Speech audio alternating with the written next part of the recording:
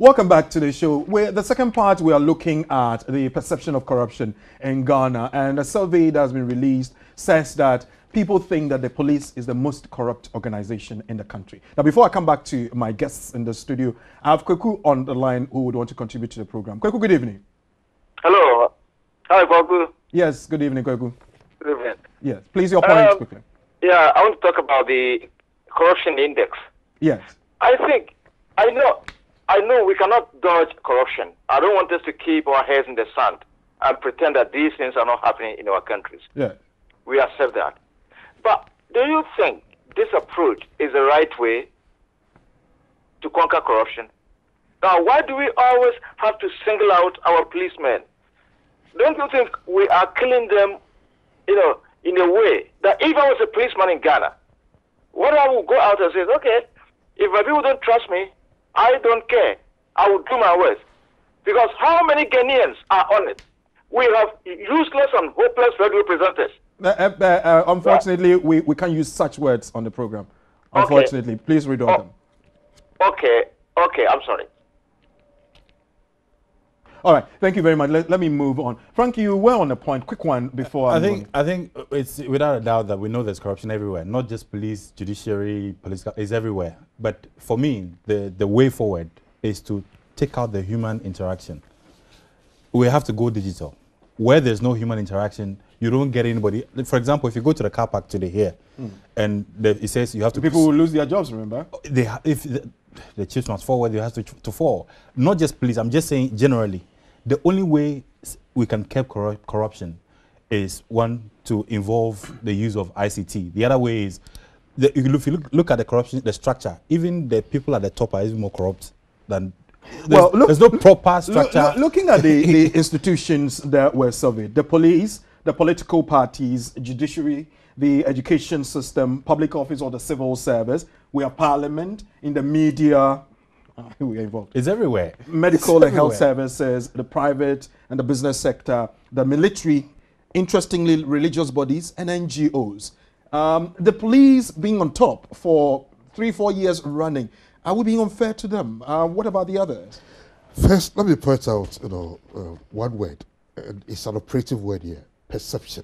Okay. Yeah. Right. We have the perception and we have the reality. Okay. Sometimes the perception can be entirely different from the reality. From the real. But I'm afraid that I'm inclined to agree with this. There's a reality. The perception. Well, the line is blurred in the case of the police. The line is blurred between perception and reality, because I've had occasion during visits to Accra when I've stopped taxi drivers giving money to the police. Yeah, on about 3 occasions. You are stopped at the roadblocks, expect this, expect that, and now they have this coded language, and the guy just opened his. Yeah.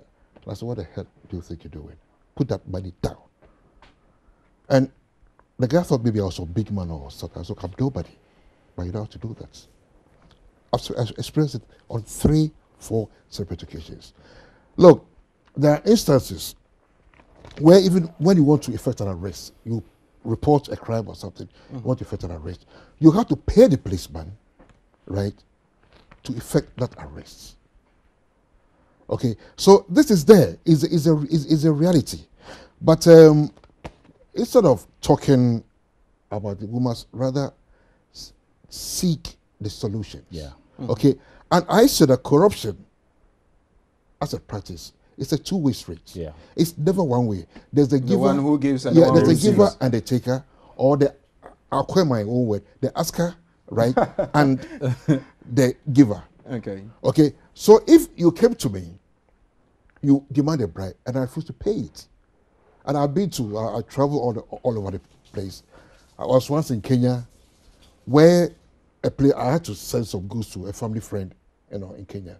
So this lady met me at the airport, and this customs officer was demanding that the woman paid something.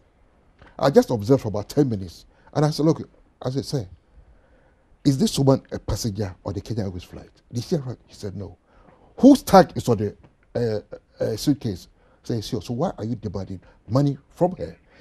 if you don't leave her alone, I'm going to make sure Okay. that you are sacked. You see, So I put some you fear. want us to I'm look gonna- at we have to look beyond the yeah. teaching. So let's and look at how the we're solving solutions, it. right? Okay. And we are part of the solution as well. Well, We, the let me leaders. quote a few things of the report. Now, it says that 18% felt it was a serious problem, bringing the total to 82% who felt corruption is a problem. 6% felt it was not a problem, while there were 12% undecided. The dealings with the public sector and everything, 32 and 36% found contacts very important, and in the process, they paid to get things done quicker or probably get favors done them. Now, looking at this and the public, are we part of the problem or not? And if it is, don't we carry the bigger part of the blame in the sense that we, in the survey, sometimes see nothing wrong with that? You see, as I go through this report, I'm finding it difficult to accept some of the categories that they've put down here. Police. Today we are talking about police, and the main cause today, the corruption in Ghana is now not just about police. It is an endemic. It's a very serious matter. But because police has become, has gained the heavyweight in title, that's why we are discussing them here. But because they always get in contact with people out there, and people see them taking money out there. That's why the perception is high. But if you're talking about the mass corruption, police doesn't come close. To who? To the government officials. Today, if you really want to make money, find yourself in a government office, and that is where you make money.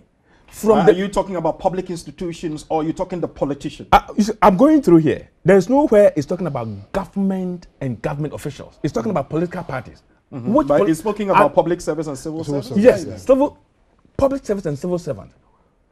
You can differentiate them from the government officials. Talking about ministers, the deputy ministers, from the president and his vice, and coming down. Okay, if you talk about, political parties, are we talking about a political party in power or a political party in opposition? How do they take bribes? Political parties. Perhaps they're talking about a party in power.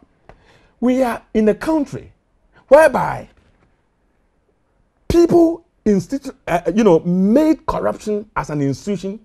They create something, they loot it, and they share the money among themselves. Okay? And these were being done by the government officials, including the sitting president today.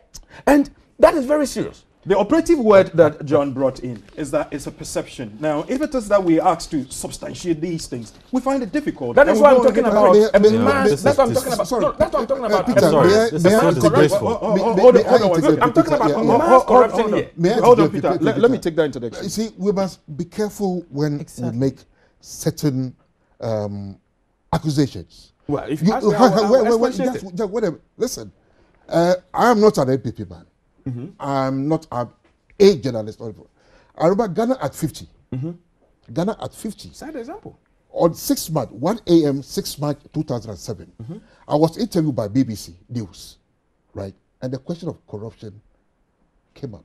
And what I told the president was that President Kufuor is on record as saying that anybody who has any evidence of any corrupt activity by any of his officials or his minister, present it and will take action. So far, if you don't have proof, so what I'm trying to say is that if you don't have proof, why do you malign the president of your country? Let me come there. If I mean, you want it's me not to talk on. about proof. That was a point. Hold on one It's not second. on. That was a It's point. on. And let me put the You've question. raised a very good point. Okay. Let me come to the point I was raising, that this whole survey is about perception and the kind of things we say and think of people. Now, the police, we are saying, is on the defensive now because they think that people see them wrongly. Is that not what you're doing? Look, I don't want to talk about perception. I want to talk about the realities. We are talking about people who have gone to the government officials, connived with them, took money from the government coffers, which they have not done. And you're accusing your wo- president now? I'm talking about president, even the president of Ghana today. He is part of it. There is a record today that a certain... And why have the institutions not dealt with that situation? Let me tell you, who is in government today? who is supposed to allow the institutions to work to curtail all this? We're talking about people that have so many, records that people have gone to the government and connived with government officials and have taken money. Just about 2 weeks ago, a money that was given to some group of people, a citizen in the country decided to take them back to the court and said that, look, that money that was paid. And that is how the institutions are working. We are talking about mass production here, okay? If you talk about mass production, it's not about perception, it's about the reality. People are taking it, and that's what we need to talk about. It's not about police. If you talk about corruption in Ghana, it's not about police. It's about the government officials. Then let me come here. In effect, what are we doing beyond the accusations we are leveling now? What we are supposed to do is, the people that we have put in place are supposed to take charge of making sure that these things are not happening. But they are also doing it. So how would they? How would they perceived to be doing it? They are not perceived. Let me find out. They're doing it. I think, they have been caught. Okay. I think Vox Africa is an international. Yes. TV. Let me just hold on to that point. I'll take a call. We'll come back to deal with that issue. Hello. Good evening. Hello. Good evening, Kwaku. Yes. This is Alex Owusu-Boakye. Yes, Alex. Oh, good. Well, let me just take you through to the corruption perception, the topic that you are discussing at the moment. Yeah. In fact, I don't know how these guys actually do their survey, actually. In fact, to be frank, well, those Ghanaians and people who know Ghana very well, even including visitors who have ever been to Ghana, knows that they please some of them correct whatever, 1 Ghana city, 2 Ghana, whatever. But that does not show that they are the most corrupt. It will be seriously very difficult to detect those who are very corrupt as far as Ghana is concerned. If you just ask people on the streets or you ask taxi drivers, they will point at the police. But are they the ones who are the most corrupt and who have been, for the past 3 years, they've been on top, always topping the list? And is it also true, like my brother Peter was saying, is it also true that the political parties, if you just jump all of them together like that, if we are a political party, does that mean that if you are one way or the other also practice corruption? Start doing things that will make people know that you're corrupt. Well, Alex, let me then give you this information. Now, per the report that was released, they surveyed 2,000 people, comprising respondents from 2 MMDAs, that is ministries, departments, and agencies. Okay, so it doesn't mean that they just went to the street and surveyed people just like that. So I think we need to get that correction made here. Right. Well, with that in mind, then I may actually go with them, because if that is the one actually they did. I read the report, but all right. Thank you very much for your yeah, Frank, you were the point. To be honest with you, I don't want to go the level. They haven't gone any level. Peter, can you allow? Let's be civilized. When you were talking, I was quiet. You see, he's going to allow you. I will not go to the level he's gone to. I think at the stage Vox Africa has gotten to right now, you shouldn't be allowing these kind of things on your platform. You are accusing a sitting president of doing X and Y. You haven't adduced any evidence. If you have the evidence, the system provides channels you must follow. There's Commission of Human Rights and Administrative Justice. There's Serious Fraud Office, which is now EOCO. You are sitting here in the UK and you're just blabbing. I don't want to be involved in those kind of discussions. But what I need to make clear is, what do you call it? You have to remove the speck on your eye before you look. You see the log. To see the log. We've been in this Ghana between 2000 and 2008. The worst things that have happened in this, you can imagine, have happened. But that's what I'm saying. I don't want to go that level. But the point I need to make is, this is an issue that affects every fabric of life, whether politics, religion, and the report mentioned, this is just a survey. Depending on who is being interviewed, the person the set of group of people they engage with more is who they will say is more corrupt. I have cleared a vehicle at the port several times. And if you ask me, I'll tell you, okay, the ports, there's more corruption at the port than anywhere else. And I give example of even the judiciary. Until you have a case in court. Is it not very interesting and surprising that previous reports have quoted the ports and harbors? This time around, we don't have it. But you see, we are going to get there over time. We know the problem exists. We are young, we're 56 years of independence. These things will take care of themselves when we lay the structures and start firing people when they're found culpable. Well, but this level is so much disdain. Well, gentlemen, I have 10 seconds for I need each to of make you. a point. So make that 10 seconds and let's go. If you're going to be condescending on people when you're on program like this, it doesn't augur well. I've made my point, and I can give you. If you think you're making a civilized statement, that is wrong. Look, I've made statement. If you ask me to expatiate it, I will give you examples. There are vivid examples. How do you deal with the issue of corruption? Brief answer, because I'm. Let me tell you what. Leadership is by example.